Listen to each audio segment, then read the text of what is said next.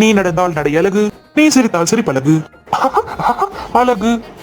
என்ன முகத்துல ஒரே சந்தோஷம்? அதுவா, பக்கத்துல புதுசா குடி வந்திருக்காங்களே, அங்க ஒரு பொண்ணு என்ன பார்த்து நீங்க அழகா இருக்கீங்களே, உங்க அழகின் ரகசியம் என்னன்னு கேட்டுச்சு. அதான் என் அழகின் ரகசியம் என் மனைவிக்கு தான் தெரியும். சொல்லுமா.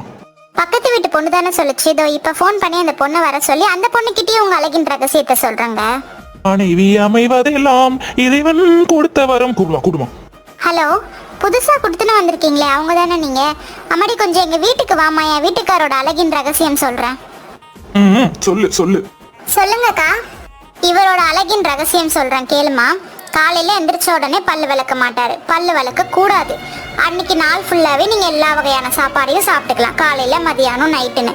குளிச்சா குளிக்கலாம், குளிக்காம இருக்கலாம், அது உங்க விருப்பம். 2 அரை டவுசர் இருக்கு. ஒரே ஒரு நாத்தடிச்சு போன வேஷ்டி இருக்கு. பவுடரெல்லாம் அதெல்லாம் காஸ்ட்லிமா, அதெல்லாம் யார் வாங்கி போடுறது? இப்ப என் வீட்டுக்கார் போட மாட்டாருமா. இதான் அவரோட அழகின் ரகசியம்.